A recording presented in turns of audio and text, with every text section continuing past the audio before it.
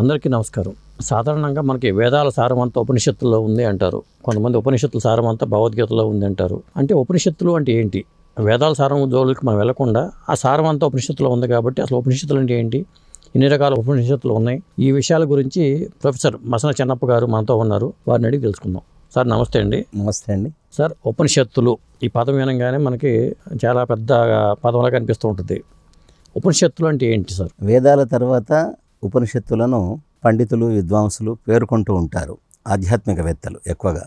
అంతేకాకుండా వేదాల సారమే ఉపనిషత్తులు అనేవాళ్ళు కూడా ఉన్నారు. అయితే మన సనాతన ధర్మానికి మూల స్తంభాలు 4 వేదాలు: ఋగ్వేదం, యజుర్వేదం, సామవేదం, అథర్వవేదం.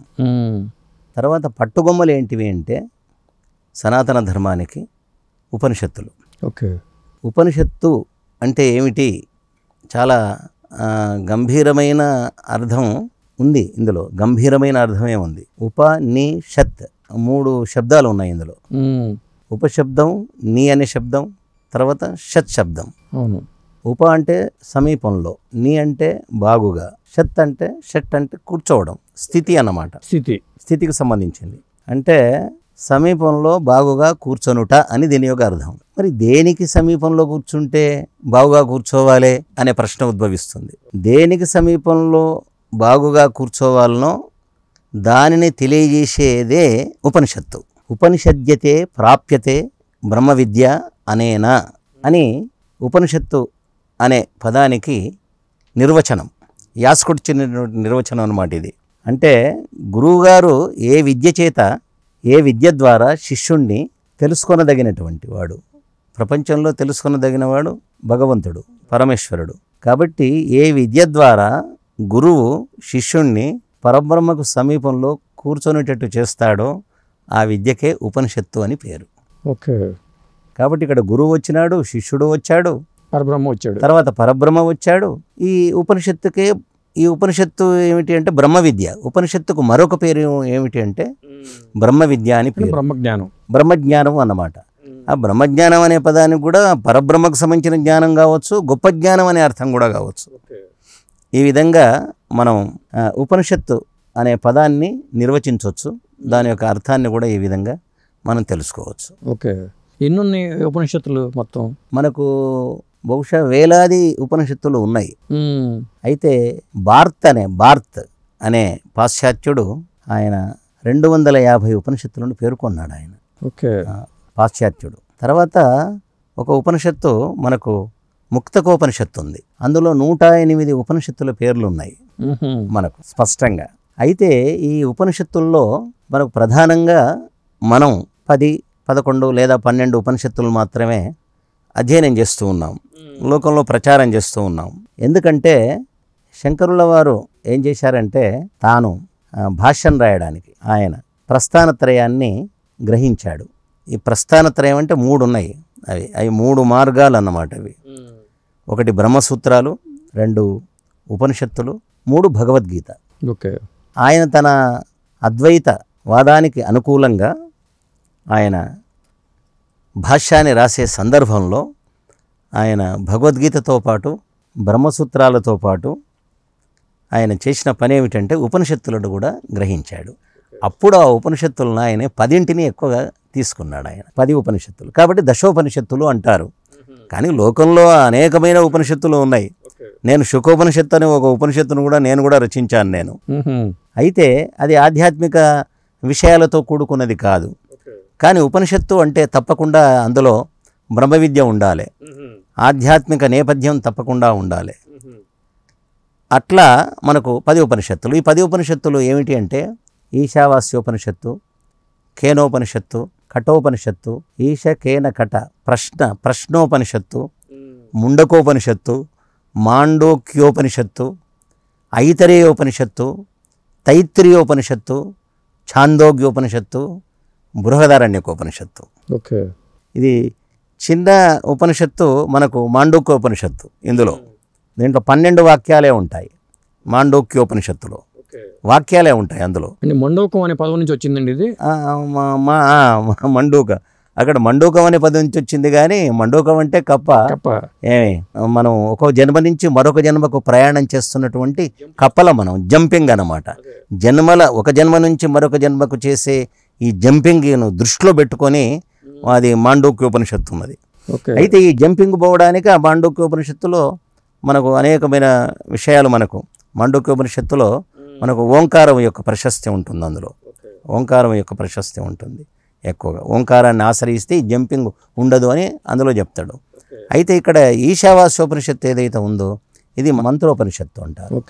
దీని వాజసనేయోపనిషత్తు అంటారు, ఈశోపనిషత్తు అంటారు. దీనికి పేరు ఇది మాత్రమే ఈ 10 ఉపనిషత్తుల్లో ఈశావాస్యోపనిషత్తు మాత్రమే మనకు యజుర్వేదం నుంచి గ్రహింపబడినటువంటిది. మిగతా ఏ ఉపనిషత్తు కూడా వేదాంతర్భాగం కాదు. కాబట్టి నీవు ఉపనిషత్తుల్లో ఉన్నటువంటి వీషయాలను చెబుతూ ఇవి వేద విషయాలు, వేద సూక్తాలు, వేద మంత్రాలు అంటానికి చాలా మంది భ్రమలో ఉన్నారు. నిజానికి ఇంకో మాట ఏమిటంటే వేదసారం ఉపనిషత్తు అంటారు, అనకూడదు.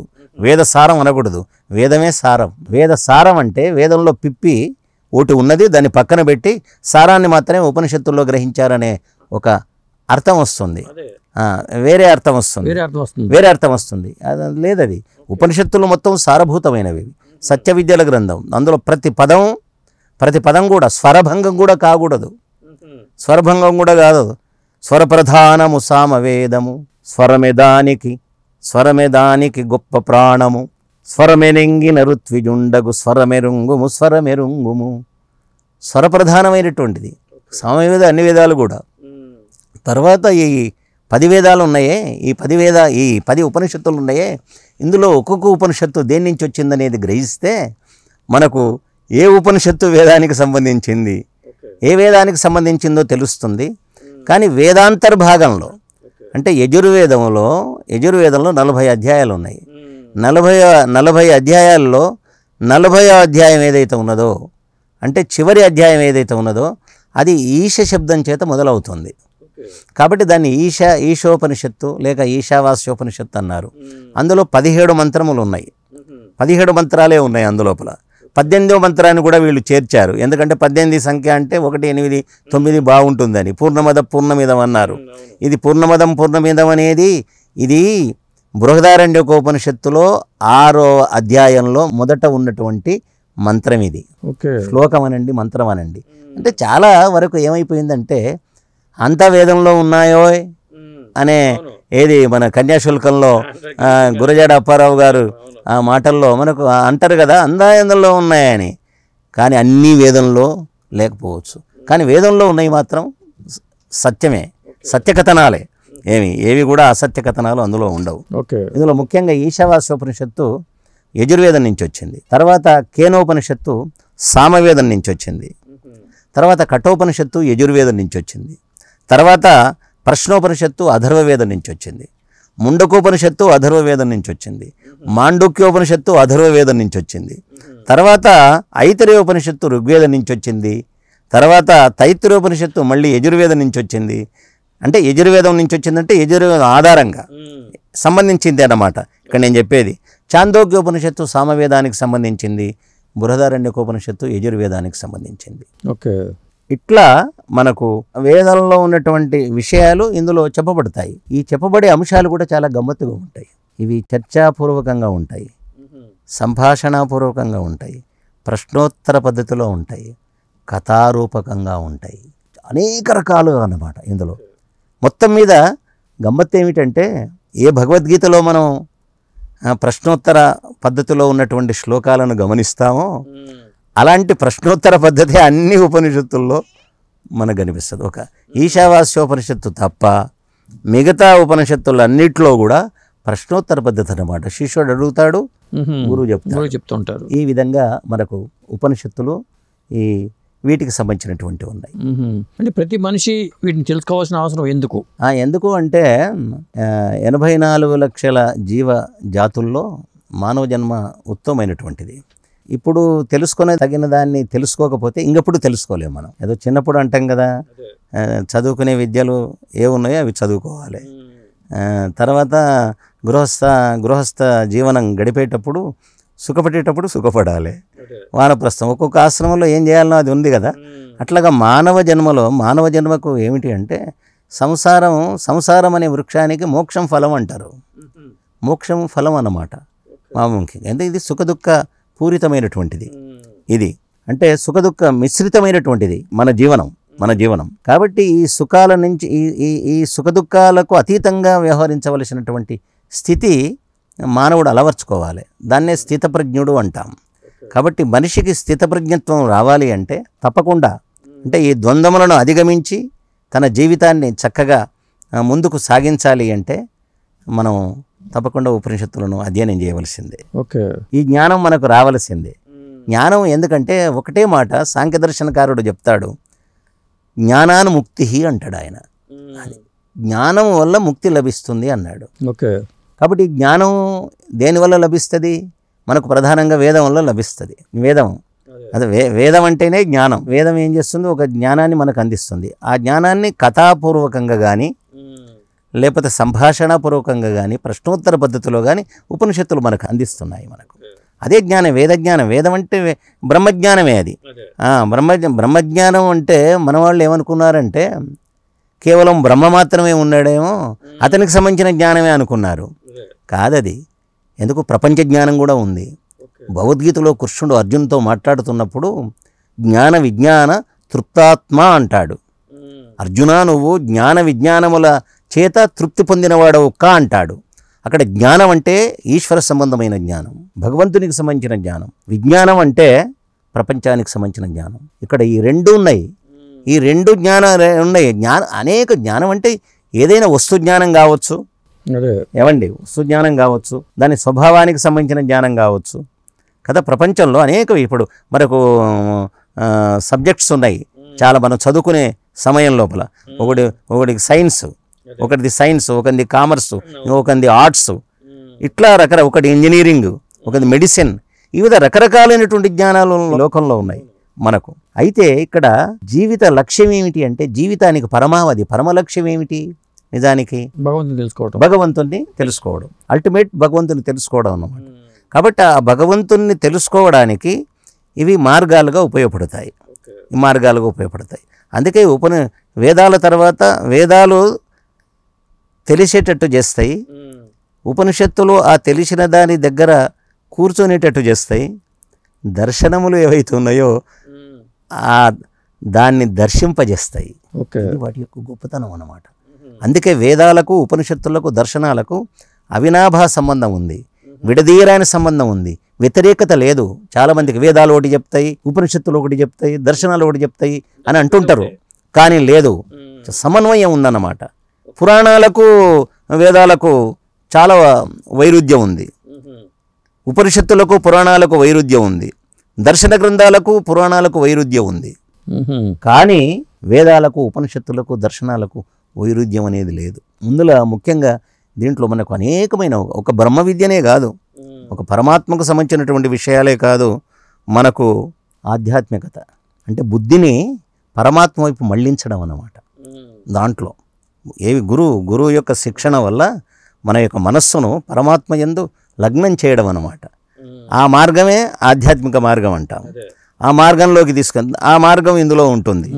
తర్వాత ఉపాసన, భగవంతుని ఏ విధంగా ఉపాసించాలి, ఏ విధంగా ధ్యానించాలి, ఏ మంత్రము చేత ఏ విధంగా ధ్యానించాలి. ఇప్పుడు దానికి ఈశావాస్యోపనిషత్తు ఉన్నది. దాంట్లో స్తుతి, ప్రార్థన, ఉపాసన. భగవంతుని స్తుతించడం అంటే పొగడడం, తర్వాత భగవంతుని ప్రార్థించడం, లేని దాన్ని అడగడం, తర్వాత భగవతత్వానికి దగ్గరగా కూర్చోవడం, ఆ పరమాత్మకు సమీపంలో కూర్చోవడం ఉపాసన అంటే ఆసన దగ్గరలో కూర్చోవడం అంటే తన అనుభవంలోకి తెచ్చుకోవడం అన్నమాట. ఇన్ని ఉన్నటువంటి మంత్రాలు కూడా ఉన్నాయి, మంత్రాలు ఉన్నాయి. భగవంతుని పొగడటం ఎందుకంటే మనకు ఈ శరీరాన్ని ఇచ్చాడు కాబట్టి 84 లక్షల శరీరాలు ఉన్నాయి. అందులో మనం చేసిన పుణ్యానికి భగవంతుడు ఈ శరీరం నమ్మకం కాదు, ఇది కరెక్ట్ అన్నమాట. ఎందుకంటే తాను తన శరీరాన్ని నిర్మించుకోలేడు, జీవుడు తన శరీరాన్ని తాను నిర్మించుకోజాలడు. ఈ సృష్టి అంటే ఈ బ్రహ్మాండాన్ని ఏ విధంగా భగవంతుడు నిర్మించినాడో, బ్రహ్మాండాన్ని నిర్మించినటువంటి భగవంతుడే మనకు శరీరం కూడా ఇవ్వాలి. అందుకే వాడు పరమపురుషుడు అయ్యాడు, మనం కేవల పురుషులం అయ్యాము. పురుషుడు అంటే పురం అంటే శరీరం, పురం అంటే బ్రహ్మాండం. బ్రహ్మాండం అంతటా ప్రకాశించేవాడు భగవంతుడైతే శరీరంలో ప్రకాశించేవాడు జీవుడు అన్నమాట. కాబట్టి ఈ శరీరాన్ని భగవంతుడు ఇచ్చాడు గనక తర్వాత ఇంకా ఏం చేశాడంటే బంధనమే. 84 లక్షల జీవజాతుల్లో 84 లక్షల శరీరాల్లో ఏ శరీరంలో ఉన్నా అది బంధనమే. ఈ మానవ శరీరంలో కూడా ఉన్నా బంధనమే. కానీ బంధనాల నుంచి బయటపడడానికి గొప్ప అవకాశం మానవ శరీరం, మానవుడిగా పుట్టడమే, మానవుడిగా జన్మించడమే. కాబట్టి మనుష్య జన్మకు సార్థకం ఏమిటంటే మనకు శంకరులే చెప్తారు, సత్సంగము అంటాడు ఆయన, తర్వాత ముముక్షుత్వము అంటాడు, స్వాధ్యాయము అంటాడు. ఎంత బాగా చెప్తారు చూడండి. ఇవి మంచి విషయాలు, వీటిని పాటించాలి మానవుడు అంటాడు. ఎందుకంటే మనిషిగా ఉండాలి. 4 వేదాలు ఏం చెప్తున్నాయంటే బనుర్భవ అని చెప్తున్నాయి, నువ్వు మనిషివి కా అని చెప్తున్నాయి. అయితే ఆ మనిషి కావడానికి కావలసినటువంటి ఏదైతే సూచనలు ఉన్నాయో, విషయాలు ఉన్నాయో అవన్నీ కూడా మనకు ఉపనిషత్తుల్లో మనకు దొరుకుతాయి. అందుకే బ్రహ్మ విద్య ఉంది ఇందులో, తర్వాత ఆధ్యాత్మికత ఉంది, తర్వాత ఉపాసన ఉంది, తర్వాత నైతికత ఉంది, నైతిక విషయాలు ఉన్నాయి, సామాజిక విషయాలు ఉన్నాయి. సామాజికము అంటే సమాజాన్ని అంతటి ఏకదృష్టితో చూడడం అన్నమాట. ఇప్పుడు ఒక రాజు ఉన్నాడు, అతడు ఆయన దృష్టిలో ప్రజలంతా సమానమే. గురువు ఉన్నాడు, శిష్యులంతా సమానమే. ఈ సమత్వం అనేది ఈ దృష్టి ఎట్లా? సమత్వం యోగముచ్యతే అని భగవద్గీత కూడా చెప్తుంది. సమత్వం అంటే సమత్వమే యోగం. నువ్వు యోగివి కావాలంటే నీకు సమత్వం అలవడాలి. ఎందుకు సమత్వం అంటే ఏమిటి? నిజానికి సమత్వానికి కారణం ఎవరు? భగవంతుడే. ఇది అసమ సమాజం, హెచ్చుతగ్గులు కలిగినటువంటిది. ప్రపంచంలో ప్రతి పదార్థం కానీ అణువులే హెచ్చుతగ్గులు కలిగినాయి. సత్వగుణాణువులు, తమోగుణాణువులు, రజోగుణాణువులు ఉన్నాయి. అయినా గమ్మత్ ఏమిటంటే, విచిత్రం ఏమిటంటే, ఈ ప్రపంచం అంతటా సమానంగా పరమాత్మ ప్రకాశిస్తూ ఉన్నాడు. అందుకే ఈశావాస్యోపనిషత్తులో యస్తు సర్వాణి భూతాని, ఏమండి, యస్తు సర్వాణి భూతాని ఆత్మన్నేవానుపశ్యతి సర్వభూతేషు చ ఆత్మానం తతో న విచకిత్సతి. ఇది వేదం, ఇది ఉపనిషత్తు, ఈశావాస్య ఉపనిషత్తులో ఉన్న మంత్రం అన్నమాట. అన్ని ప్రాణుల్లో భగవంతుడు ఉన్నాడు. ఏమండి, భగవంతుల్లో అన్ని ప్రాణులు ఉన్నాయి. ఈ జ్ఞానం నువ్వు అలవర్చుకో అంటాడు. దానివల్ల సమత్వం కలుగుతుంది, వాడు యోగి అవుతాడు. యోగి అయితే మోక్షానికి అర్హత కలుగుతుంది. యోగి కాకపోతే కుదరదు. భోగి అయితే ప్రపంచంలోనే వాడు జన్మలు ఎత్తుతూ ఉంటాడు. యోగి అయితే దానికి వాడికి అవకాశం అన్నమాట. కాబట్టి ఇది ఇట్లా ఈ విధంగా మనకు సమత్వాన్ని మనకు బోధించి మనిషిని మహనీయుణ్ణి, మహాపురుషుణ్ణి చేసే గొప్ప అవకాశం ఈ ఉపనిషత్తులకు. సారంగా చెప్పాలంటే ఏం చెప్తామండి మనం? ఉపనిషత్తు సారం అంతా చెప్పాలంటే, ఉపనిషత్తు సారం చెప్పాలంటే, ఉపనిషత్తులు సనాతన ధర్మాన్ని ప్రబోధిస్తూ ఉన్నాయి. ధర్మాన్ని ఉల్లంఘించవు ఎక్కడ. మరి అక్కడ కులధర్మం అంటారా, మత ధర్మం అంటారా, ప్రాంతీయ ధర్మం అంటారా, ఏ ధర్మం అంటారు? ఈ ధర్మం స్త్రీ ధర్మమా, పురుష ధర్మమా? లేదు, అందరికీ ధర్మం ఒకటే. దాన్ని రక్షిస్తే అది మనల్ని రక్షిస్తుంది. ఇప్పుడు బృహదారణ్య ఒక ఉపనిషత్తులు ఉంది. అందులో ఏం చెప్తాడు? భార్యకో ధర్మం, భర్తకో ధర్మం అని చెప్పాడు. ఇద్దరికి సమానమే అంటాడు. స్వీయ కామన గోరునాథుడు ప్రీతిపాత్రుడు కాడు భార్యకు, భార్య కామన గోరునాథుడే భార్యకెప్పుడు ప్రీతిపాత్రుడు. తన కోరిక తీర్చుకునే భర్త భార్యకు ప్రీతిపాత్రుడు కాదు, స్నేహపాత్రుడు కాలేడు. ఆమె కోరికను తీర్చగలిగినటువంటి వాడే స్నేహపాత్రుడు, ప్రీతిపాత్రుడు భర్త అని చెప్తాడు. అట్లే చెప్పి మళ్ళేం చెప్తాడంటే, స్వీయ కామన కోరు భామిని ప్రీతిపాత్రము కాదు భర్తకు, భర్త కామన కోరు భామిని భర్తకెప్పుడు ప్రీతిపాత్రము. సమానంగా చూస్తుందన్నమాట. అట్లాగే భార్య కూడా భర్త యొక్క కోరికలను తీర్చగలిగినది కావాలి. ఆశ్చర్యం ఏమిటంటే, భార్యాభర్తల యొక్క అనుబంధాన్ని బృహదారణ్యక ఉపనిషత్తులో ఒక్క పదం ద్వారా తెలియజేస్తాడు. భృగలం, అర్ధభృగలము అంటాడు. అంటే ఒక విత్తులోని 2 పలుకుల్లాగా ఉండాలట భార్యాభర్తలు. బాగా చెప్పాడు. ఎక్కడన్నా ఉందా? ఎక్కడ ఏ సాహిత్యంలో లేదు అది. లేదు. అవును, ఈ మాట తెలియాలి. నేను ఆస్ట్రేలియాకి వెళ్ళినప్పుడు చెప్పినాను నేను, అరే ఒక విత్తులోని 2 పలుకుల్లాగా ఉండాలి భార్యాభర్తలు. మీరు విడివిడిగా ఉంటే మీరు అది సంసారం అవుతుందా? దాంట్లో మొక్క వస్తుంది. గొప్ప విషయం చూడండి.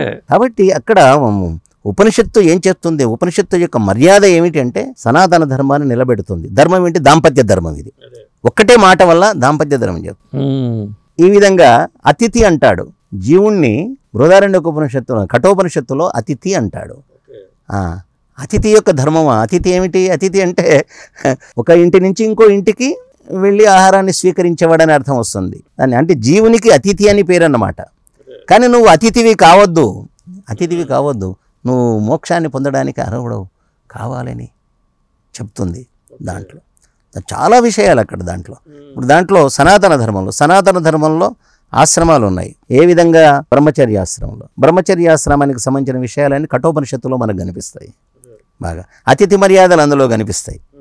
దాంట్లో గృహస్థాశ్రమ ధర్మాలు కూడా, బ్రహ్మచర్యాశ్రమ ధర్మాలు, గృహస్థ ఆశ్రమ ధర్మాలు, తర్వాత వానప్రస్థాశ్రమ ధర్మాలన్నీ మనకు ఈ బృహదారణ్యకోపనిషత్తులో కనిపిస్తాయి.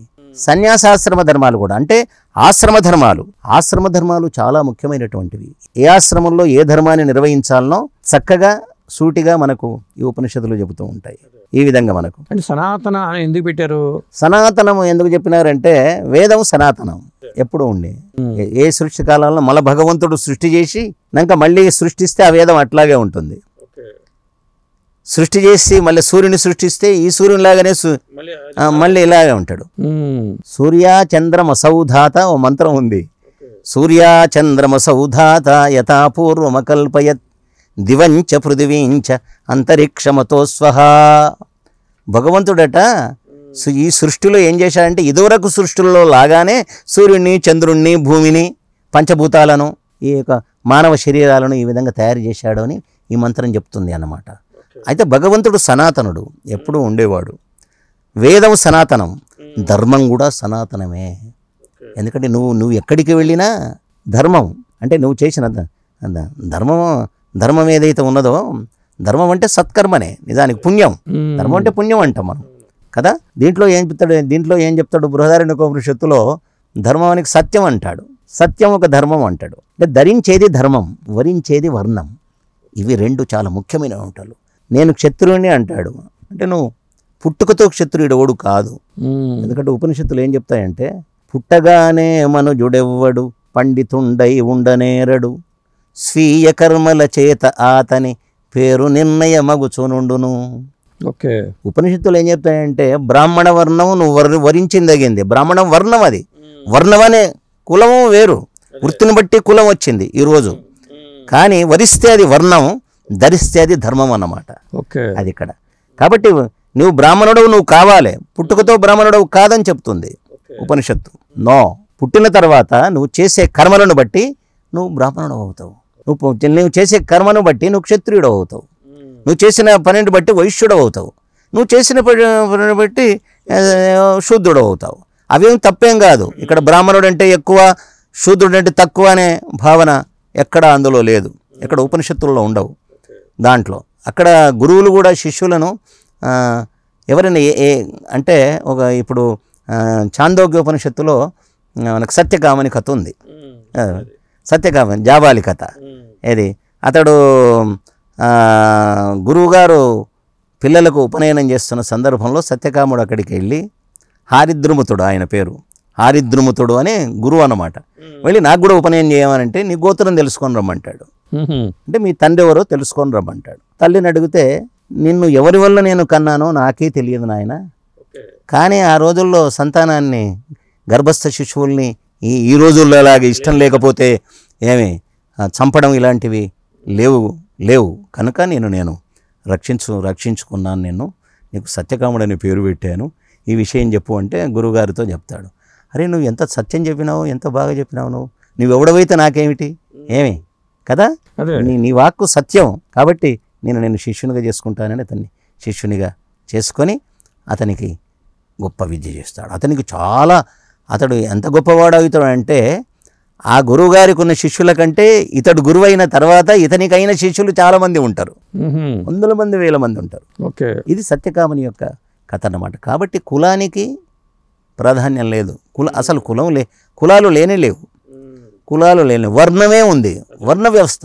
ఇప్పుడు సనాతన ధర్మంలో వర్ణాన్ని గుర్తించాలి, సనాతన ధర్మాల్లో ఆశ్రమాన్ని గుర్తించాలి, సనాతన ధర్మంలో దాంపత్యాన్ని గుర్తించాలి, సనాతన ధర్మంలో గురు శిష్యుల సంబంధాలను గుర్తించాలి, రాజు ప్రజల యొక్క సంబంధాలు కూడా అన్నమాట.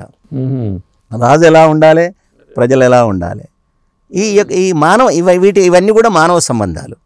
ఈ మానవ సంబంధాలు ఎక్కువగా మనకు ఉపనిషత్తులు మనకు బోధిస్తున్నాయి. ఇది వేదానుగుణంగానే బోధిస్తూ ఉంటాయి. వేదానుగుణంగా బోధించడం అనేది ఇందులో మనకు కనిపిస్తూ ఉంది. తర్వాత ఇంకో ఆశ్చర్యం ఏమిటంటే ఈ వేదాధికారం, వేదం మీద అధికారం, ఉపనయనమైన వానికి వేదాధికారం. బాగుంది.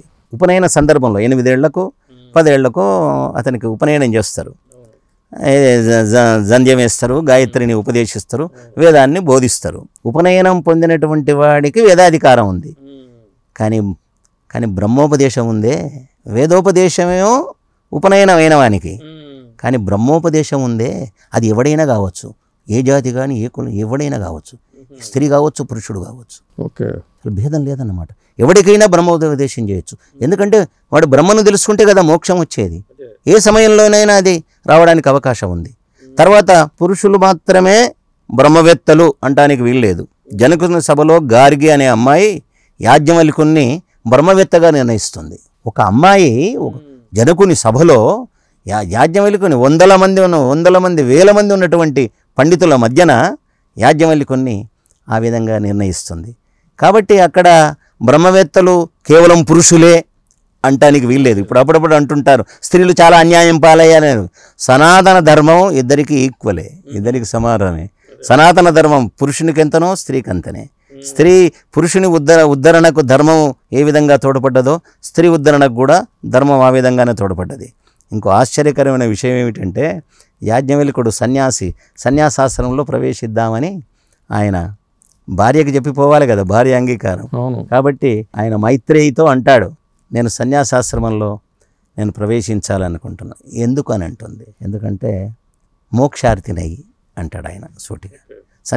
సన్యాసికి మోక్షమే పరమావధి. ఎందుకంటే లోకంలో మామూలుగా వాడు జ్ఞాని కావాలి, తర్వాత ఋషి కావాలి, తర్వాత ముని కావాలి, తర్వాత యోగి కావాలి, తర్వాత సన్యాసి కావాలి. ఇవన్నీ మెట్లు. సన్యాసి అయితే తర్వాత సన్యసించిన వాడు కాబట్టి మనకి మోక్షమే పరమలక్ష్యం. కాబట్టి నేను మోక్షార్థినైపోతున్నాను అన్నాడు. మరి నేనేం చేయాలి? నువ్వు మోక్షాన్ని ఏమి మోక్షార్థివై నువ్వు పోతే నేనేం చేయాలని, నేను ఇచ్చిన సంపదను అనుభవించమన్నది. నువ్వు ఇచ్చిన సంపద నాకు మోక్షాన్ని ఇస్తుందా అని అడుగుతుంది. అంతేగా మరి. అన్న తర్వాత అవును ఇవ్వదంటాడు.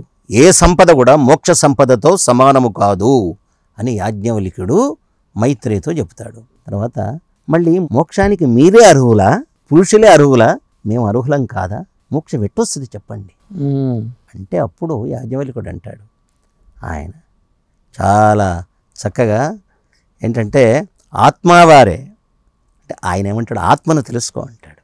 పరమాత్మ గురించి తెలుసుకో. పరమాత్మను నువ్వు తెలుసుకుంటే నీకు మోక్షం వస్తుంది. పరమాత్మ కూడా తెలుసుకోవాలి.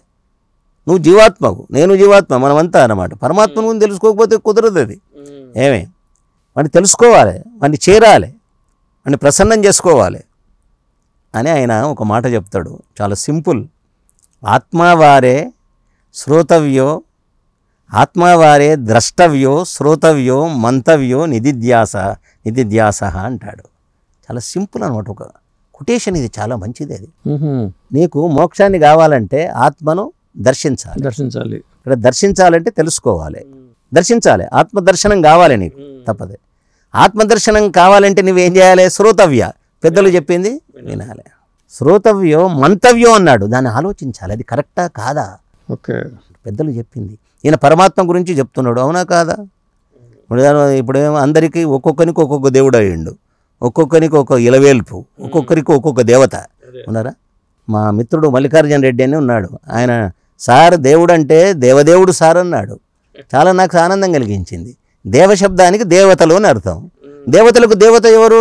పరమేశ్వరుడు, భగవంతుడు. ఈ దేవతలు ఏంటివి? 33 దేవతలు ఉన్నాయి. ఏమి ఇవి 10 ప్రాణాలు ఉన్నాయి, ఏకాదశ రుద్రులు ఉన్నారు, 12 ఆదిత్యులు ఉన్నారు, 8 వసువులు ఉన్నాయి, తర్వాత విద్యుత్తు, యజ్ఞం, ఇవి 33 ఉన్నాయి. ఏకాదశ రుద్రుల్లో జీవుడు కూడా ఉన్నాడు. కాబట్టి మొత్తం ఇది 33 దేవతలే, 33 కోట్ల దేవతలు అన్నాం. ఈ దేవతలకు దేవత ఎవరు? భగవంతుడు, దేవుడు పరమేశ్వరుడే. కాబట్టి పరమేశ్వరుని తెలుసుకోవాలి, సృష్టికర్తను తెలుసుకోవాలి, సృష్టి స్థితిలయకారుడైనటువంటి వాడిని తెలుసుకోవాలి. ఈశావాస్యం ఇదం సర్వం యత్కించ జగత్యాం జగత్ తేన త్యక్తేన భుంజీత మా గృధ కస్య సిద్ధనం. ఈశావాస్య ఉపనిషత్తుల్లో మొదటి ఉపనిషత్తులో మొదటి మంత్రం ఇది. ఈశావాస్యం ఇదం సర్వం అంటే పరమాత్మ చేత ఈ ప్రపంచమంతా నిండి ఉన్నది. అతడు లేని చోటు లేదు. అతడు త్యాగబుద్ధితో ఈ ప్రపంచాన్ని నీకు ఇచ్చాడు. అతనిలో కూడా త్యాగం ఉంది, మహాత్యాగం ఉంది. అరే కరెంటు కూడా ఉచితంగా ఇస్తాడా? కరెంటు ఇది ఉచితంగా ఇచ్చినవాడు ఓట్లు అడిగి గద్దె మీద కూర్చోవడానికి ప్రయత్నం చేస్తాడు. ఏమండి? కానీ భగవంతుడు సూర్యుని ఇచ్చాడు, నక్షత్రాలను ఇచ్చాడు. ఏమి తక్కువ ఇచ్చాడు భగవంతుడు మనకు? ఇచ్చేసాడు. ఇంకా మన వాళ్ళు సరిపోదామని ఇతర దేశాలకు వెళ్ళి ఇంకా ఏదో పొందడానికి వాళ్ళు ప్రయత్నం చేస్తున్నారు వాళ్ళు. కానీ ఈ పుణ్యభూమిలో, మన భారత భూమిలో మనిషికి లభ్యంగాని సుఖం ఉందా అని ఈశావాస్యమిదం సర్వం యత్కించ జగత్యాం జగత్ తేన త్యక్తేన భుంజీత. అతడు త్యాగబుద్ధితో ఈ ప్రపంచ పదార్థాలన్నీ మనకిచ్చాడు, అనుభవించడానికి ఇచ్చాడు. ఆయన త్యాగబుద్ధితో ఇచ్చాడు కాబట్టి మనం కూడా త్యాగబుద్ధితో వ్యవహరించాలి. మా గృధ కస్య సిద్ధనం, ఎవరిది కూడా పరాయి వాళ్ళది. అంటే ఇంకోటి సంపాదించుకున్న దాన్ని నువ్వు దాన్ని దోచుకోకూడదు. దోచుకోకపోవడం ధర్మం అన్నమాట. ధర్మం అంటే ఏమి లేదు. సనాతన ధర్మంలో ఏమొస్తాయి? అహింస, సత్యం, బ్రహ్మచర్యం, బ్రహ్మచర్యం, తర్వాత అపరిగ్రహం, ఎక్కువ తీసుకోకుండా ఉండడం. ఇవన్నీ కూడా ధర్మాలే. ఇవన్నీ కూడా ఈ మానవ ధర్మాలే. ఇవి చాలా ముఖ్యం. సత్యము అహింస వరకు ఓకే. బ్రహ్మచర్యం ఎందుకు? బ్రహ్మచర్యం కూడా ధర్మమే. నిగ్రహం అన్నమాట, ఇంద్రియ నిగ్రహం. ఒక స్త్రీని చూసినప్పుడు వీడు విశ్వామిత్రుని కథ తెలుసు కదా మనకు, ఏమైపోయింది వాడు? అయిపోయింది అక్కడ. నిగ్రహం కూడా ఇంద్రియ నిగ్రహమే బ్రహ్మచర్యం అంటే. అసలు ఉపనిషత్తుల్లో బ్రహ్మచర్యం అనే మాటకు 4 అర్థాలు ఇచ్చిండ్రు. బ్రహ్మ అంటే వేదం, వేదాధ్యయనము బ్రహ్మచర్యం. బ్రహ్మ అంటే జ్ఞానం, ఆ జ్ఞానమునందు చరించుట. రెండు అయిపోయినాయి ఇక్కడ. తర్వాత బ్రహ్మ అంటే పరమాత్మ, పరమాత్మ యందు ఉండడం, ప్రహ్లాదంలాగా ఎప్పుడు మనసు పెట్టి ఉండడం, బుద్ధి పెట్టి ఉండడం అన్నమాట. తర్వాత బ్రహ్మచర్యం అంటే, బ్రహ్మ అంటే వీర్యం. శరీరంలో వీర్యానికి బ్రహ్మ అని పేరుంది.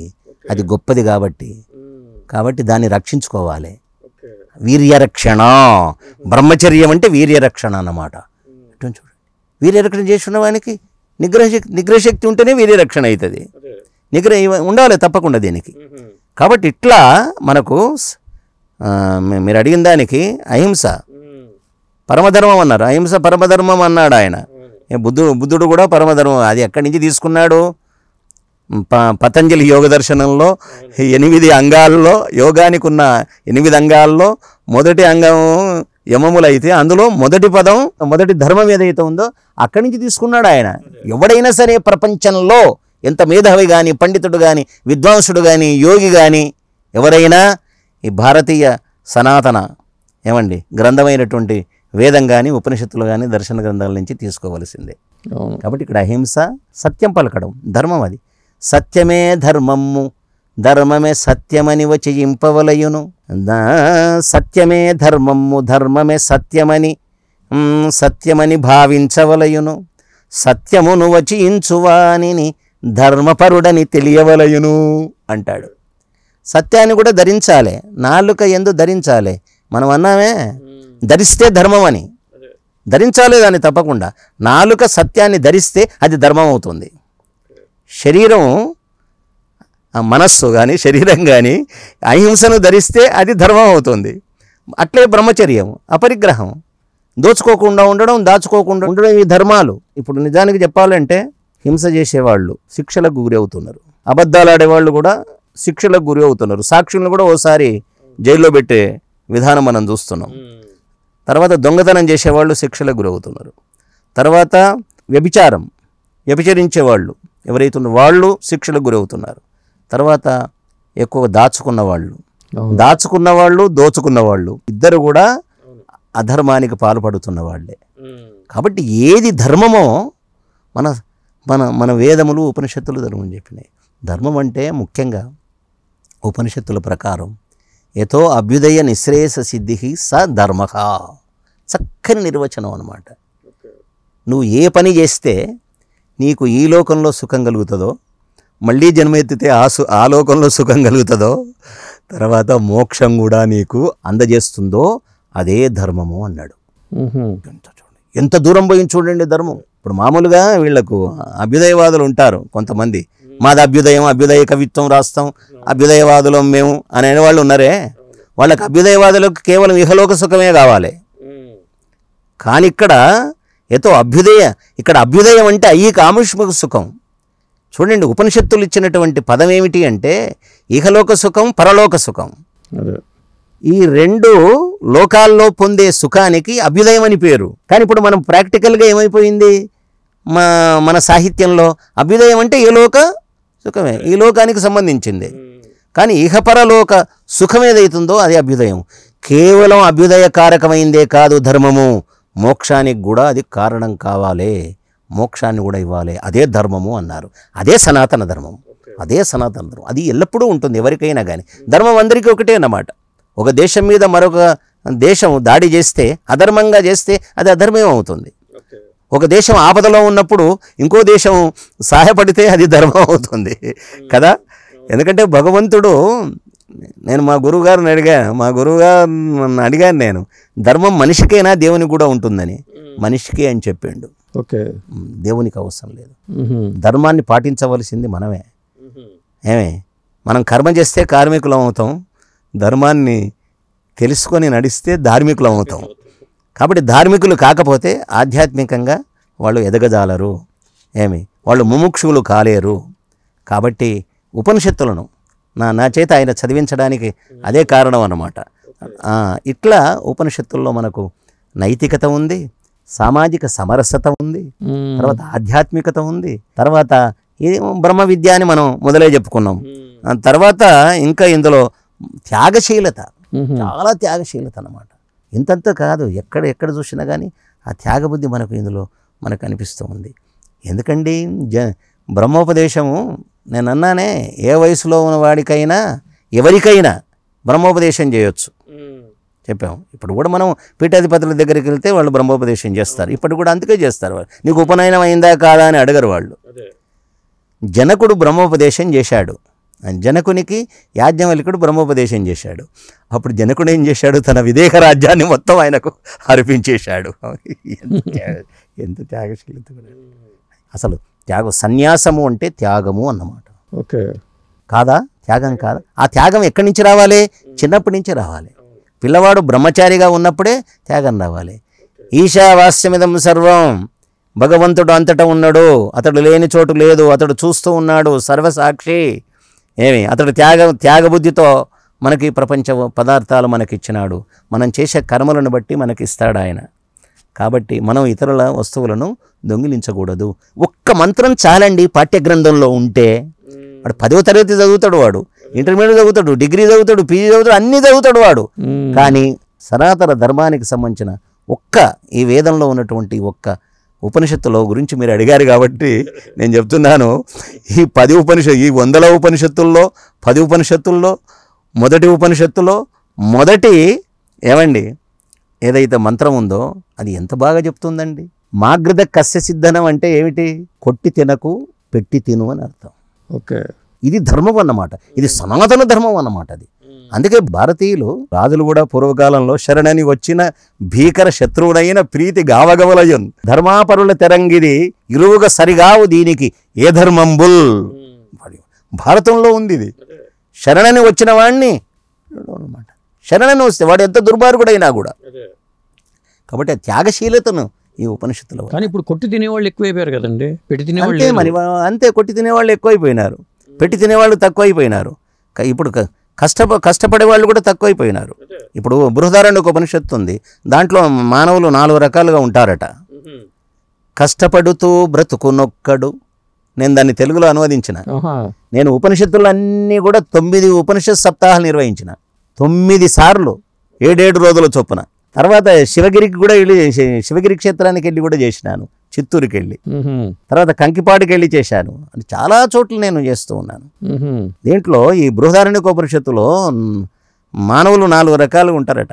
దాన్ని ముత్యాల సరంలో చెప్పినాను. కష్టపడుతూ బ్రతుకునొక్కడు, కష్టపెడుతూ బ్రతుకునొక్కడు, కష్ట మెరుగక బ్రతుకునొక్కడు, విడిచి సర్వము బ్రతుకునొక్కడు అన్నమాట. బాగుంది. విడిచి సర్వం బ్రతుకునొక్కడు సన్యాసి. కష్టపడుతున్నవాడు కార్మికుడు మామూలుగా. కష్టపెడుతూ బతికినవాళ్ళు చెప్పు. మనం ఇప్పుడు అన్నాం కదా, మనం కష్టపెట్టి తినేవాడు కొట్టి తినడం మనం. తర్వాత ఇంకోడు ఉన్నాడు, వాడు కష్టమెరుగక తింటుండే వాడు. చాలా అద్భుతమైనటువంటి ఉపనిషత్తు. దీంట్లో 3 దాల కథ ఉంది. ఈ విషయం చెప్పాలి. పుట్టుకతో ఎవరు రాక్షసులు కారు ఉపనిషత్తుల ప్రకారం. పురాణాల్లో రాక్షసులు పుట్టారు. ఒక తండ్రికి 2 భార్యలు అయితే ఒక భార్యకు దేవతలు పుట్టారు, ఇంకో భార్యకు రాక్షసులు పుట్టారని పురాణాల్లో ఉన్నాయి. అట్టటే చాలా ఆశ్చర్యం. ఎవరు క్వశ్చన్ చేయరా అనిపిస్తుంది నాకు. ఏమండి, కానీ ఉపనిషత్తుల్లో భగవంతుని బిడ్డలే రాక్షసులు కానీ దేవతలు, సమస్త ప్రాణులు భగవంతునికి సంతానమే. ఏం కావాలండి? ఉపనిషత్తులు ఎందుకు చదవాలంటే ఎందుకు చదవాలి? నేను పుట్టుకతో రాక్షసుండి, పుట్టుకతో శూద్రుణ్ణి, లేకపోతే పుట్టుకతో నేను విద్వాంసుని అనుకునే వాళ్ళు కూడా ఉపనిషత్తులు చదవాలి తప్పకుండా. ఎందుకంటే 3 దాల కథ ఏమిటంటే, దీంట్లో ఉపనిషత్తులు ఏం చెప్తాయంటే, సత్వము రజస్సు తమస్సు అనే 3 గుణాలతో కూడుకున్నది ఈ ప్రపంచం. సత్వగుణ ఆధిక్యత ఎవరిలో ఉంటుందో వాళ్ళని దేవతలు అంటారు. వాళ్ళని దేవత అంటే విద్వాంసులు, జ్ఞానులు. తర్వాత తమో గుణాధిక్యత ఎవరిలో ఉంటుందో వాళ్ళని దానవులు అంటారు, వాళ్ళని రాక్షసులు అంటారు. ఇబ్బంది ఏం లేదు. లంకలో రావణుడు ఆ పని చేస్తే ఏమైపోయింది? ఆ లంకకు చెడ్డ పేరు వచ్చేసింది. కానీ అందరూ దానవులా? అందరూ రాక్షసులా? నేను ఎప్పుడో అన్నాను, లంకలో ఉన్న వాళ్ళంతా రాక్షసులైతే విభీషణుని మాట ఏమిటి అన్నా నేను. విభీషణుడు లంకలో ఉన్న వాళ్ళంతా రాక్షసులైతే మండోదరి మాట ఏమిటి? లేదదే కదా. కాబట్టి మనం అందరూ రాక్షసులు దేవతలు. ఎవరు పుట్టుకతో రాక్షసులు గారు దేవతలు గారు, పుట్టిన తర్వాతనే అవుతారు. దానికి 3 దాల కథ ఒకటి ఉంది. ఏంటంటే ఇంక చెప్పాలి, రజోగుణ ప్రధానులు మానవులు, మనం రజోగుణ ప్రధానులు. నువ్వు దేవతామూర్తివి కావాలి అంటే నీకు సత్వగుణం పెంచుకోవాలి. అట్లా సాత్వికంగా ఉండాలి. ఆహార విహార నియమ స్వాధ్యాయం మొదలై సత్సంగం ఇవన్నీ నీకు ఉండాలి. తర్వాత తమోగుణం చెప్పవలసిన అవసరం లేదు. అయితే ఇక్కడ 3 రకాల వాళ్ళు ఉన్నారు. 3 భగవంతునికి సంతానమే. అయితే మొట్టమొదలు ఏమైంది, వీళ్ళు దేవతలు పోయిండ్రట, పోయి మాకు అర్థించారట, మాకేమైనా ఇవ్వండి అని. అంటే ఆయన దా అనే అక్షరం ఇచ్చాడట. దా అనే అక్షరం ఇచ్చాడు. అంటే పరబ్రహ్మ ఇచ్చాడా? పరబ్రహ్మ. అది కథ ద్వారా చెప్తున్నాడు. ఇది పరబ్రహ్మ ఇచ్చాడా లేదా అనేది వేరే విషయము. కథ అన్నమాట. అంటే భగవంతుని దగ్గరికి వెళ్ళి, వీళ్ళు 3 సంతానం కదా, కొడుకులు కదా, కాబట్టి దేవతలు వెళ్ళి భగవంతుణ్ణి అడిగారు, మాకేమైనా ఇవ్వండి అని. అంటే ఆయన దా అనే అక్షరాన్ని ఇచ్చాడట, బోధ చేశాడు. దా అనే అక్షరం ద్వారా బోధ చేశాడు. వాళ్ళు పోతుంటే పిలిచి అడిగాడట, మీకు అర్థమైందని. ఏమర్థమైంది? దమనం, నిగ్రహ శక్తి అవసరం. దేవతలకు అన్నీ ఉంటాయి కదా, కాబట్టి మీరు కొంచెం ఓర్పు ఉండాలి అన్నమాట. మాకున్నాయి కదా అని గర్వపడకూడదు చెప్పేసినాడు. దమన చాలా చక్కగా చెప్పేసినాడు. దాని అయిపోయిన తర్వాత వీళ్ళేదో తెచ్చుకున్నారు కదా అని మానవులు పోయిందట. మాకేమంటే వాళ్ళకు కూడా దానే సమానంగా ఇవ్వాలి కదా, దాని అక్షరాన్ని బోధించాడట. ఇస్తే వాళ్ళు ఆ ఉపదేశం యొక్క అర్థాన్ని తెలుసుకొని పోతూ ఉంటే పిలిచి అడిగాడట భగవంతుడు, మీకేమర్థమైందని. అంటే దానగుణం కలిగి ఉండండి అని చెప్పాడు. భగవంతుడు విద్వాంసులకు ఇచ్చిన సందేశం నిగ్రహం, మానవులకు ఇచ్చిన సందేశం దానం చేతనే. వాడు యజ్ఞదాన తపస్సుల చేతనే నీకు ముక్తి కలుగుతుంది అని బౌద్ధులో కృష్ణుడు చాలా చక్కగా చెప్తున్నాడు. అక్కడ త్యాగమే యోగము, త్యాగం లేక వాడు త్యాగపురుషుడు కాకపోతే త్యాగం, సన్యాసంలో త్యాగమే కదా ఉన్నది. నువ్వు సన్యాసి అయితే కానీ యోగి అవుతావు. అంటే ఏమిటి? సన్యాసం అంటే త్యాగమే, త్యాగం లేకపోతే యోగం లేదు. కాబట్టి ఇక్కడ మీరు దానగుణాన్ని అలవర్చుకోని వాళ్ళకి చెప్పిన తర్వాత రాక్షసులు అంటే ఏది తమోగుణం అధికంగా ఉన్నవాళ్ళు వాళ్ళకి ఇచ్చారు, మాకేమైందంటే వాళ్ళకి మీ రాక్షస స్వభావం ఏమి తగ్గిపోవాలంటే దయాగుణాన్ని అలవర్చుకోవాలి.